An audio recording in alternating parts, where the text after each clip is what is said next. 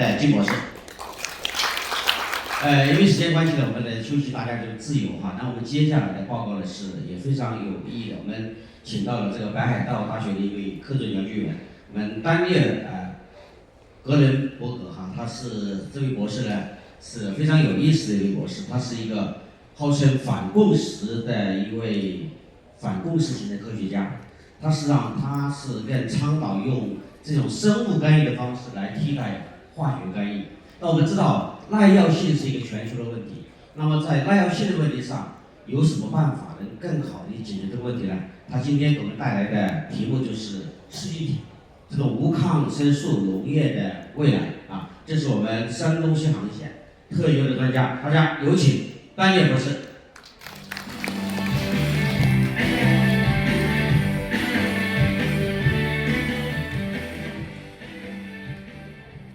Okay, thank you for the organizers, the people who took their precious time to come to see me at Brightbird, and I'm going to talk about bacteriophages, a very hot topic, something I'm very passionate about. So, people alive now don't really realize how difficult life was before antibiotics. The unfortunate little girl who skinned her knee, the unfortunate Civil War soldier gentleman in the photo on the right. The trauma itself was not the risk at this point in history. It was the bacterial infection that ensued afterwards. In fact, 1 in 3 deaths before antibiotics came from bacterial infections. Today, we live in a privileged time where a pill will solve any kind of bacterial infection. E. coli, Streptococcus, Clostridium botulinum. You take a few days of antibiotics and problem solved. But there are cracks in the foundation showing already. A couple of examples from humans is Helicobacter pylori. 21 years, just 2 decades from Nobel Prize to WHO watch list for AMR. The previous standard therapy, triple therapy, had a 90% success rate. Today, 50% of cases fail.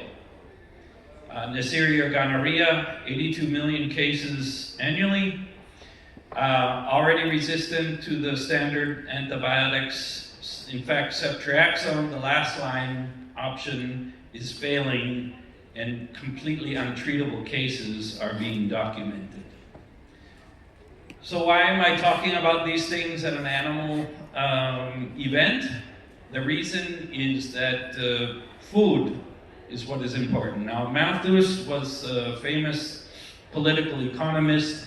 He claimed that human population growth would outgrow our ability to produce food. What he did not predict is how incredibly food production technology would advance. And today we are producing record amounts of food every year. And in fact, this is what is necessary in order to maintain civilization. If we don't have enough food to eat, civilization fails very quickly. Now, this is a number I want you to remember. Where does the resistance from these antibiotics come from? The engine is animals. 70% of all antibiotics produced on Earth today are used in the growth of our food. The pathway, I'm missing some icons, but okay. The pathway is the animal microbiome, where you use antibiotics routinely. You have ideal conditions for the creation of resistance, selecting for resistance genes. And then through the environment, through the consumption of those animals, or through the waste, through the streams and the environment, the resistance genes end up into our food, into our body. And horizontal gene transfer is a clear pathway from the growth of our animals to the resistance genes being transferred to our disease pathogens. So, the civilizational crisis. I want you to look carefully at these two graphs. This is new gram-negative antibiotic classes by decade. You can see in 1950s was the peak development, and this 50-year lull in production. There has not been one new gram-negative antibiotic class produced in the last 50 years. Think about that. On the other hand, antimicrobial resistance deaths are growing exponentially. In fact, in the next 25 years, by 2050, the number of deaths from antimicrobial resistant bacteria will exceed deaths from cancer today. So you might think, okay, we got a problem here. Big pharma companies, they got lots of money. They'll take care of the problem, right? Well, I looked into this, and what I found was not comfortable. New antibiotic development cost is expensive, $1.5 billion for the typical antibiotic, 15-year time period. And if you take all that risk and you're very successful at the end, the only thing you gain is a potentially $40 or $50 million a year in revenue. And what's happening? All of the middle panel big pharma companies here have officially exited from all antibiotic research and development. None of them are doing it. It doesn't pay. Well, then you might think, okay, big pharma is not into it, but certainly the startup companies with today's financial mobility, we can get access to capital, and the startup companies will take care of it. Well, the panel on the right is what I'm calling the bankruptcy graveyard. These are startup companies that set off to develop antibiotics to fill that niche that I mentioned. Now they're all bankrupt. Now this graph is something that personally shocked me when I was doing research for this presentation. I initially found out the most recent data in the red bars for antimicrobial resistant prevalence in the key pathogens in animal production in Vietnam. And okay, it was high, but I thought, well, this doesn't tell the whole story. What's the dynamics here? You know, what's the future? Maybe looking at the past. So I couldn't find data from all the same year, but I was able to group it into two ranges, so about 15 years apart.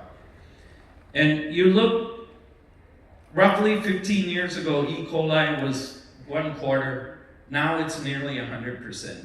For Salmonella, it was 1/3. Now it's 90%, 3 times. For Clostridium perfringens, it was about 10%. Now it's about 1/3. For Staph aureus, including MRSA, it was 8%. Now it's 30.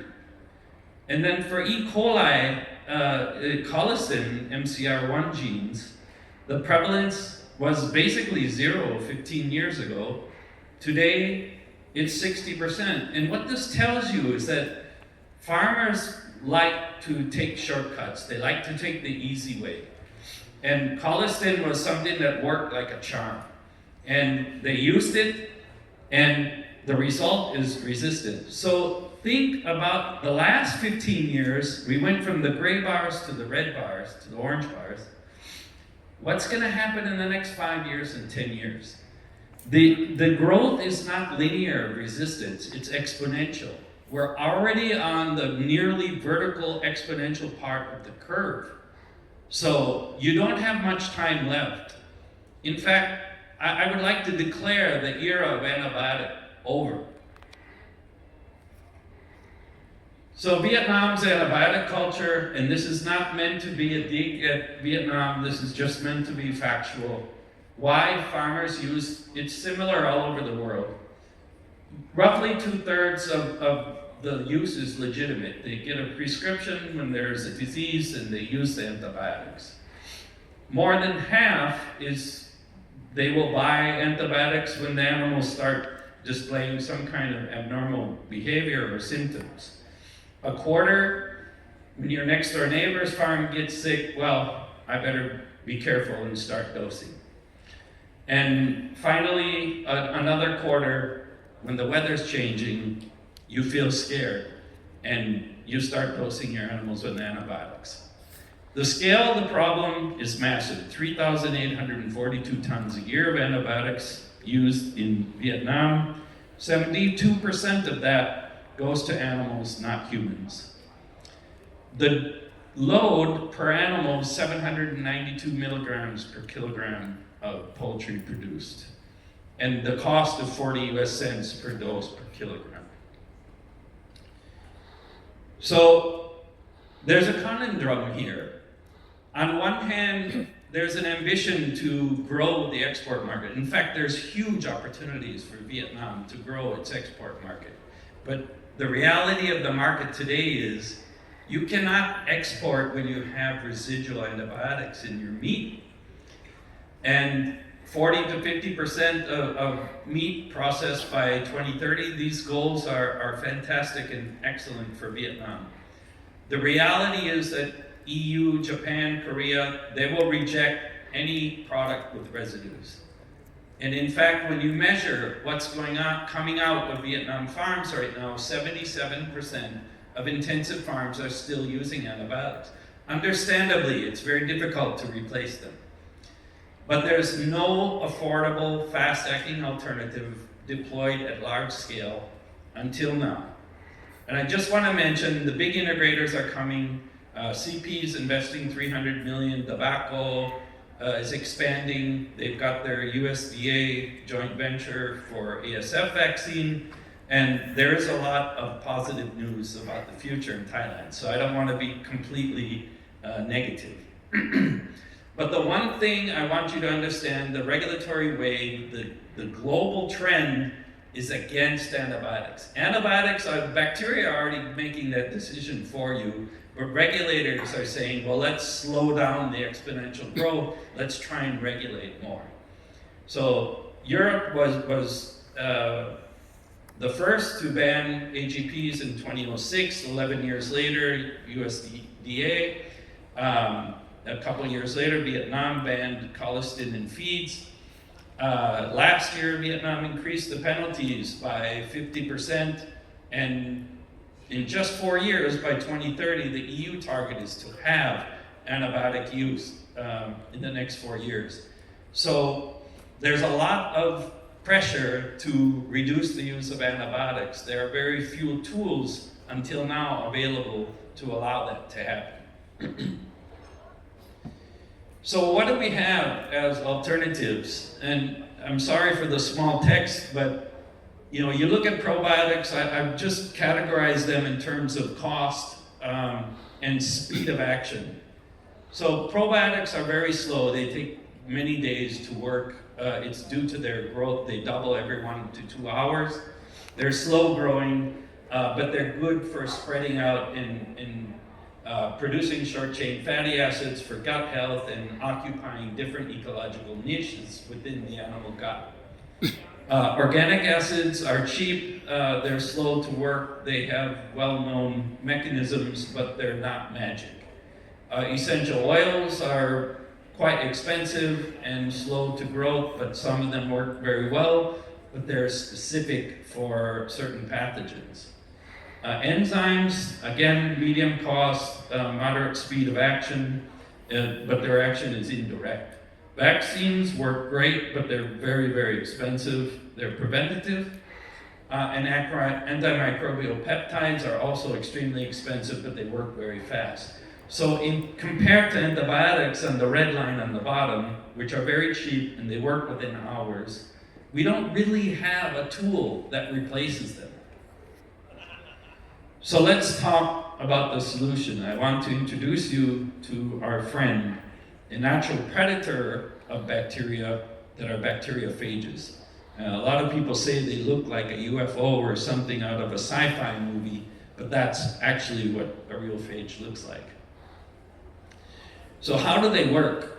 So this horizontal axis is the timeline in minutes. So the phage lands onto certain specific proteins on the bacterial cell surface when the clock starts, and then injects its DNA into the pathogen. and takes over the cellular machinery of the bacteria to produce more virus particles. And this entire process finishes within 25 minutes. The result is 100 to 200 virus particles, and the bacterial cell dies or explodes from so much virus particle being produced inside, and then those new virus particles can go on to infect additional pathogens.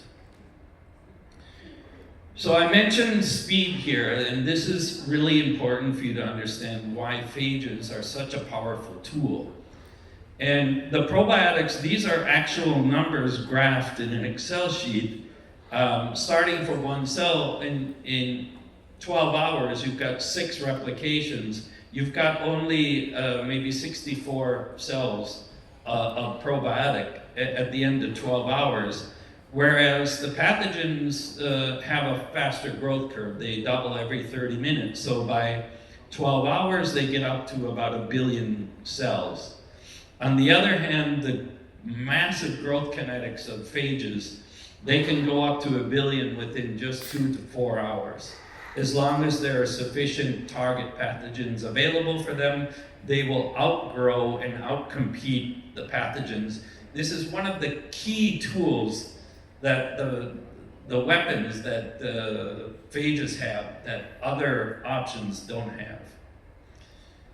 Now, compared to antibiotics, their specificity, it's well known to anyone that's taken a course of antibiotics when they got sick, that it messes with your gut, you get diarrhea, it makes you feel uncomfortable. On the other hand, bacteriophages are precise. They only take out the pathogen. They leave the beneficial bacteria, which are producing short-chain fatty acids and keeping gut integrity. They leave those untouched. Resistance, it's well known, as I previously introduced, that bacteria produces resistance, and the more you use them, the more resistance you create. On the other hand, with bacteriophages, now single bacteriophages do have a resistance problem, but that problem has been solved by selecting multiple phages per target, and therefore the statistical chance of getting resistance is near to 0. So other well-known problems with antibiotics are the residues, the withdrawal period, and we'll talk about the withdrawal period a little bit later in the presentation. If you don't stop using your antibiotics before the withdrawal period, you're going to have a risk of getting caught with residuals and having your product rejected or downgraded. On the other hand, bacteriophages can be used on the day of harvest without any problem. Antibiotics, in terms of self-amplifying, it's not true. You need to meet a certain minimum inhibitory concentration in order for them to work. And as they get more and more resistant genes, you need to use more and more. On the other hand, very small amounts of phages, once they hit their target, they will replicate by themselves. So it's like that video game where you keep multiplying and multiplying and multiplying until you kill the enemy. The microbiome, the disruption with antibiotics is severe. On the other hand, with phages, there's no effect. And biofilms, it's a very well-known science that antibiotics and antimicrobials and even some things like hypochlorous acid cannot penetrate biofilms. The sensitivity goes up by a factor 1,000 or 2,000 when bacteria form biofilms. On the other hand, bacteriophages contain certain enzymes. They can penetrate biofilms and disrupt the matrix and still work. And regulatory-wise, antibiotics, as I mentioned, worldwide trend is to reduce the use of antibiotics, but you need a powerful tool to replace them. On the other hand, bacteriophages are the future, and countries like US and European Union and many countries in Asia are forming a regulatory framework that is friendly to phages. So phage, I don't want you to think that's an alternative to antibiotics. The antibiotic era is over. It's only a matter of timing. And phage is the only inheritor that can wear that crown, that works very quickly, is economical and scalable to industrial scale. So the question is not if you're going to change to phage, it's when. And what's going to happen is first movers are going to get the premium, and the late movers will be forced with the police knocking on your door and your regulatory agents showing up with fines.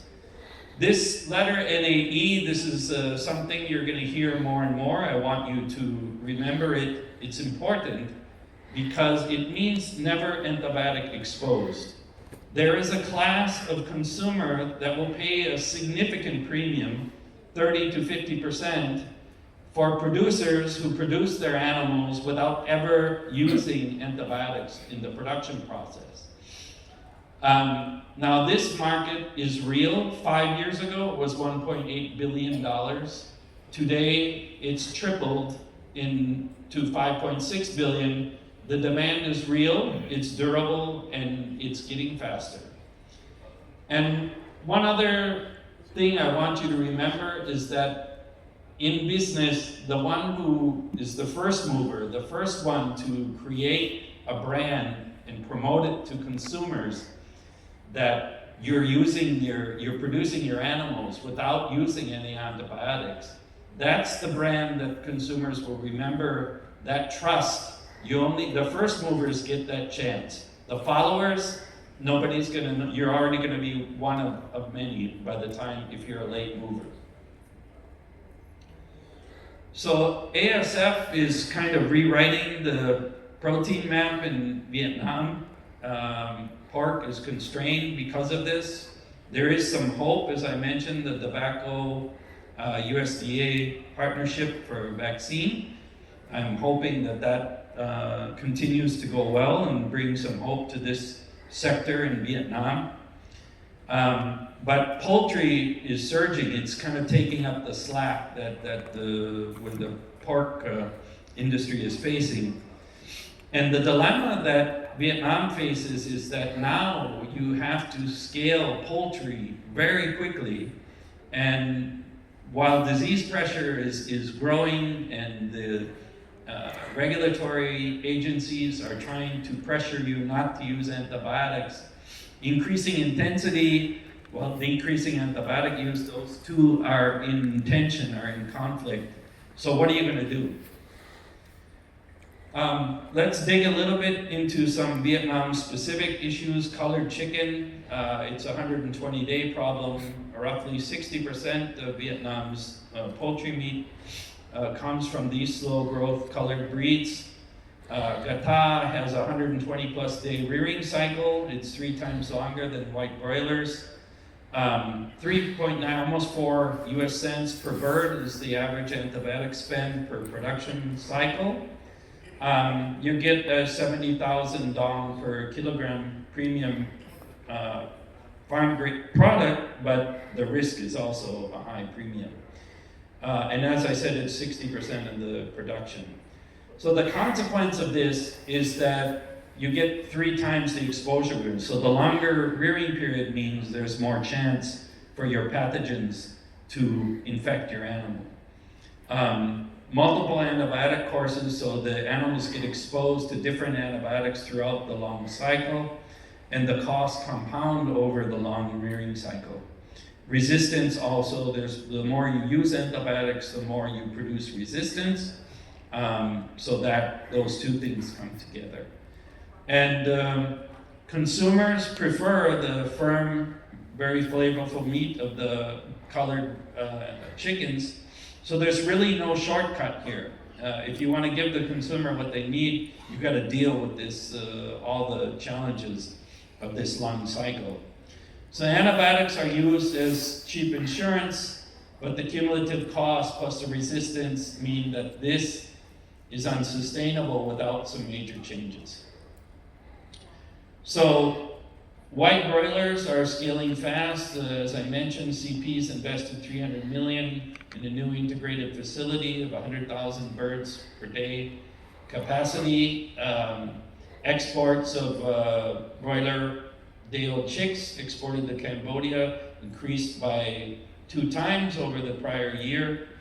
And 40% of current Vietnam chicken production is now from white broilers. But again, if you want to intensify under the regulatory pressure of reducing antibiotics, you need some new tools. So let me introduce some use cases for phages. The first one, and this is something that we really, if you want your first experience with phages, try it during the withdrawal period.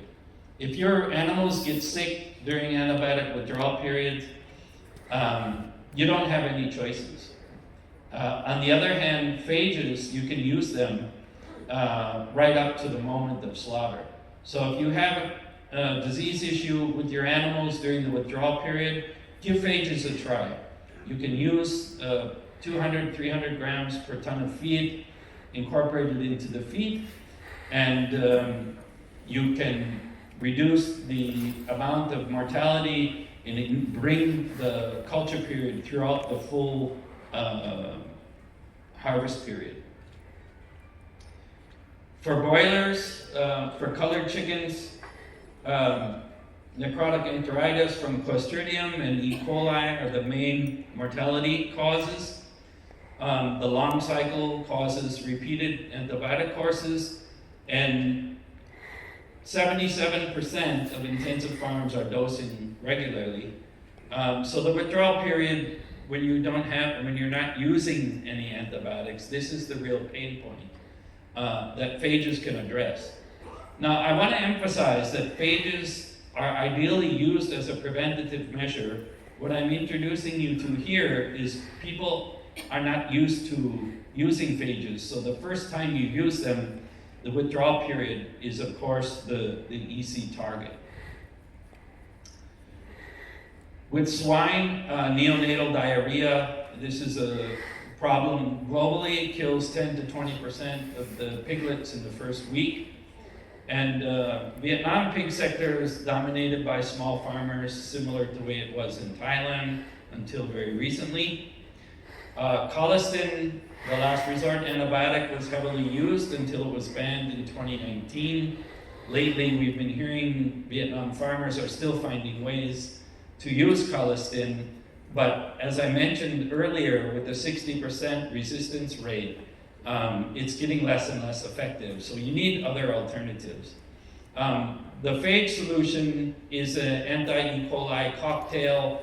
You can administer orally at birth or via the sow feed pre-farrowing.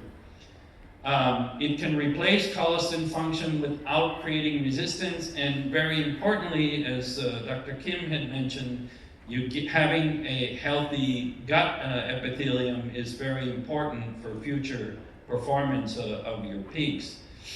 So we feel that phages would be very complementary to the concepts that Cargill is developing. And these piglets are able to treat the E. coli, leave the beneficial bacteria intact, and have a healthy epithelial intestine for future growth. So I want to introduce you now, after all this, to Genesis NewLine. We are a group of companies based in China and Malaysia. We are the world's largest phage company and seller today. We have a bank of over 6,000 characterized, complete genome analyzed lytic phages. We have a bank of over 60,000 strains of pathogens.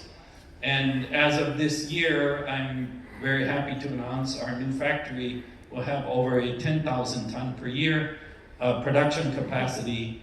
In-house, we have over 50 research and development scientists and technicians. Outside, we have maybe another 100 plus. So we have a quite huge operation.